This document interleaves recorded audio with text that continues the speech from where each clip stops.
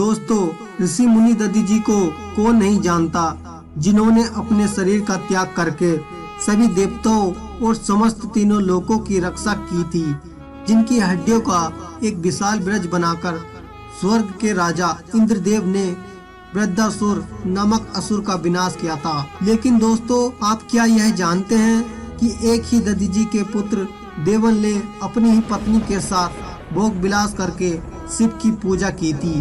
अगर नहीं तो आज हम आपको इस वीडियो में बताएंगे। नमस्कार दोस्तों, स्वागत है आपका हमारे YouTube चैनल मैथोलॉजी मास्टर में। तो चलिए वीडियो को शुरू करते हैं।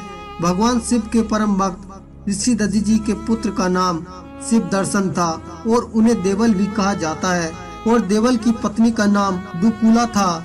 देवल अपनी पत्नी के अधीन रहकर सदैव भोग विलास में उलझा रहता था और एक बार उनके संबंध द्वारा 4 पुत्रों का जन्म हुआ। परंतु यह सब कुछ होने के बाद भी देवल अपने पिता ऋषि दधि जी के कारण महादेव यानी शिव जी का पूजन प्रतिदिन किया करता था। एक बार किसी कारण बस महर्षि दधि जी अपने स्थान को छोड़कर दूर किसी गांव में चले गए।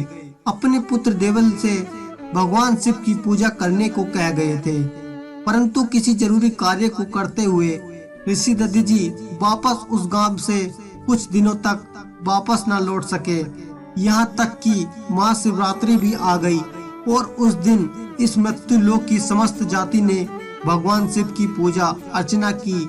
लेकिन महर्षि दधि जी के पुत्र देवल काम के वशीभूत के बाद बिना स्नान किए ही भगवान शिव का पूजन कर डाला।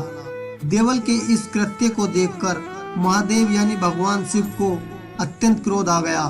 तब उन्होंने देवल के समक्ष प्रकट होकर उसे कहा, हे पापी, हे दुष्ट, हमारे पूजन के समय अपनी पत्नी के साथ भोग विलास किया है और दूसरा बिना स्नान किए ही तूने हमारा पूजन किया है। यह पाप तूने जानबूझकर किया है, अपने होश और हवास में किया है। इसलिए हम तुझे दंड देते हैं कि तू हमेशा के लिए दृढ़ हो जाएगा और इस मृत्यु लोक समस्त स्त्रियों में से किसी भी स्त्री को भोग नहीं पाएगा। जब कुछ समय बीत गया, उसके बाद महर्षि दधि जी उस गांव से लौटकर अपने स्थान पर वापस आए और उन्होंने अपने पुत्र की यह दशा देखी। वह बहुत दुखी हुए और अपने पुत्र को मुक्ति प्रदान हेतु भगवान शिव और देवी पार्वती की पूजा करने लगे। ऋषि दधि जी और उनके पुत्र देवल ने ऐसा तप किया कि देवी पार्वती ने उस पर दया करके भगवान शिव से प्रार्थना की, हे तीनों लोकों के स्वामी, हे स्वामी, आप देवल को अपने दंड से मुक्त कर दें। और माता पार्वती की यह बात मानकर भगवान शिव ने देवल को घी में स्नान कराया और एक गांठ देकर एक चेनाऊ पहना दिया और उसके बाद उसका नाम बटुक रख दिया। जब बटुक ने अपने मुख से शिव नामक का उच्चारण किया कि हे बटुक, हमारे ऊपर जो भी धन तथा द्रव्य चढ़ाया जाएगा उसे तुम ग्रहण किया करोगे। इसी प्रकार का अधिकार तुम्हें चंडी पूजन में भी प्राप्त होगा। तुम ब्राह्मण की संतान हो, हम दोनों की सेवा करना तुम्हारा धर्म है। तो दोस्तों, क्या आप बता सकते हैं कि आपको इस कथा से क्या सीख मिलती है? इस कथा से हमें यह सीख मिलती है, किसी भी काम के चलते या अपने काम को खुश करने के लिए अपने धर्म को नहीं भूलना चाहिए।